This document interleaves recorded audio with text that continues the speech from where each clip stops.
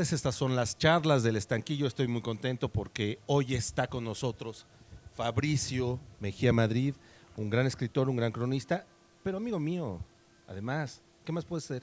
Pues sí. Muy buenas tardes, gracias por venir, gracias al Museo del Estanquillo, al director y a estas charlas que hoy clausuramos, ¿no? Sí, es la última, gracias por venir, le vamos a hacer solo una pregunta y nos vamos.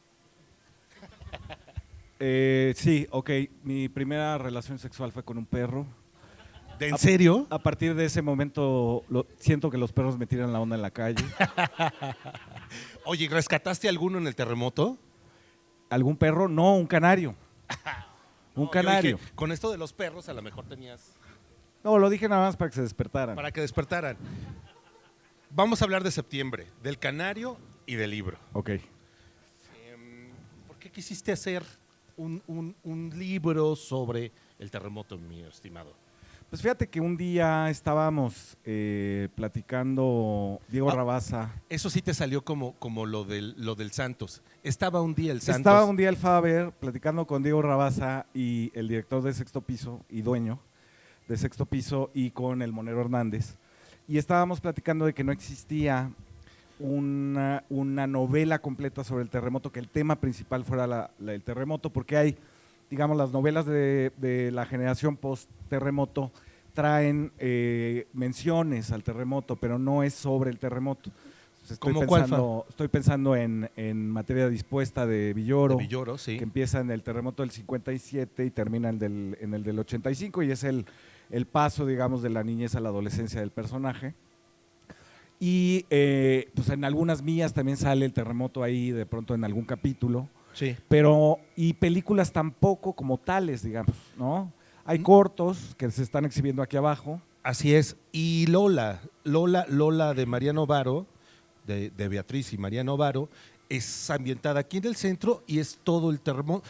Lo que pasa es que no es un personaje, digamos. Exacto, más bien es sobre la maternidad soltera de esta mujer Lola, pero el terremoto, digamos, es como el fondo.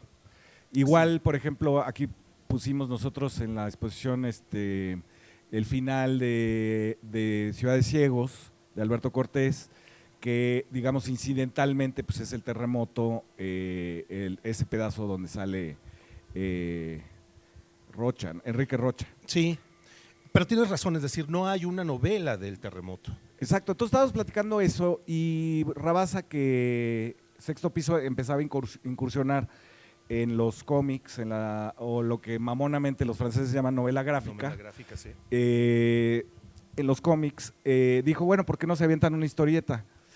Y entonces nos reunimos después y Hernández se negó. Sobre todo porque yo preferiría Helguera. No, no es cierto. No, Hernández se negó y sobre la base de que nunca había hecho más que cartones políticos para la jornada, y me dijo, no he hecho ninguna historieta de más de 5 cuadros porque Helguera me ayuda, ¿no? En el Chamuco. Y entonces le dije, pues ni yo tampoco. Le dije, ¿por dónde empezamos? Me dijo, pues tenemos que hacer un guión. Hay que decir que Hernández estudió en el CUEC. No. Entonces tiene como esta cosa, esta veleidad de sentirse cineasta. Claro, sí. Y entonces me pidió un guión, yo no sé hacer guiones, y entonces lo que le entregué fueron unas como estampas, como unos cuentitos de cosas que yo me acordaba de que me habían pasado a mí y a los amigos durante el terremoto. Y entonces dijo, no, esto no es un guión. Mis maestros del CUEC te reprueban. Exacto, entonces no era un guión. Y entonces él empezó, es un tipo, hay que decirlo, Hernández es un tipo que trabaja mucho y para este proyecto básicamente huevoneó. Se tardó como un año. Y las historias pues las tenía yo en la cabeza, entonces pues, yo las hice en 2 semanas, ¿no? Claro. 25 cuartillas, ¿no? Ajá. Y entonces, que el original, digamos, de esos cuentos está publicado en el número especial de Proceso del Terremoto, que circuló por ahí, ni yo tengo, entonces no sé quién lo tenga, pero circuló esa versión, digamos. Ajá. Que fue la primera que le entregué yo a Hernández. En un nuevo terremoto, cuando caigan las oficinas de Proceso, encontrarán tus cuentos ahí publicados. Exactamente, y pensarán que son de los aztecas. Exactamente. Como todo en esta ciudad. Y entonces, bueno, empezamos a a hacer el guión a partir de los cuentos y había preguntas realmente insólitas que yo no me esperaba, ¿no? Por ejemplo, Hernández me hablaba un día, no sé, en la noche y me decía, a ver, el personaje principal, ¿cómo está vestido?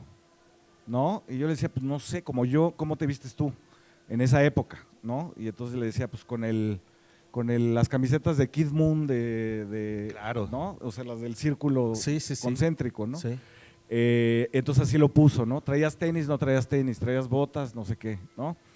Y fue, digamos, una colaboración extraña porque finalmente yo acabé dándole una resolución visual que fue poner al canario de amarillo y que todo el libro fuera en blanco y negro, salvo el canario de amarillo, y él me acabó dando una solución literaria, porque el canario desaparecía de la historia, digamos, y me dijo, el remate tiene que ser el canario. Ah, pues es muy buena idea. Entonces, digamos que nos colaboramos cada quien en el área del otro, ¿no? Sí. Ahora, dices cuentos. No es ficción lo que está en el libro. Es decir, los trabajaste como una ficción, pero en realidad son hechos, es una crónica. Sí, son como viñetas, digamos, como de flashazos que me acordaba yo del terremoto, porque ustedes tienen que saber que del terremoto yo tenía 15 y… Yo también. Y güey. Bueno, está bien. Tú eres de la generación de Villamil. No, hombre, ¿cómo crees? Villamil y Chabelo eran cuates. En ese momento, no. Eran cuates antes de lo de López Dóriga. Por supuesto, sí. Después ya se enojaron. Oye, y entonces, bueno, yo llegué a la preparatoria donde estudiaba y ahí ya había un albergue. Así en 10 minutos ya habían armado el albergue y me recibieron tal cual con una pala y unos guantes. Eso era una de las cosas que te iba a preguntar. Yo no sabía que fuiste brigadista, sí. Un brigadista y uno de los miles que ayudó a sacar gente. Cuéntame eso. Pues bueno, entonces llegamos después, claro, era 7:19 de la mañana. Estaba yo con mi carnal. Mi carnal se fue a la UNAM porque estudiaba biología. Y él ya también ahí con Toño Lascano y La Pita y todo el mundo, Javier Fernández, ya tenían organizadas también ya las brigadas, entonces él también se lanzó. A él le tocó con Lascano en el estadio de béisbol, que era una situación bastante horrible porque eran los cuerpos, estaban los cuerpos que nadie había reclamado todavía, y entonces ellos pues eran de ciencias, los pusieron a ponerle sal al hielo para que se abatiera, digamos, la temperatura del hielo y no se descompusieran los cuerpos. Ajá. Y luego ahí metieron también los sarcófagos, ¿no? Que donaba Galloso. Y entonces hay unas fotos, ustedes la pueden ver en la exposición, en la parte de los libritos. Ah, pero está tapada, ¿verdad? La parte de los libritos.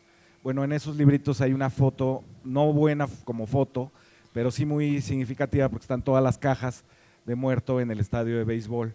Y entonces ahí le tocó a mi carnal y nosotros nos fuimos primero a Tlatelolco. Ahí hubo una anécdota que no cuento ahí porque es muy complicada de contar, digamos, en cómic, pero se las cuento a ustedes, que es que teníamos un gran amigo que ya murió, que se llamaba Francesc, o sea, Francisco en catalán.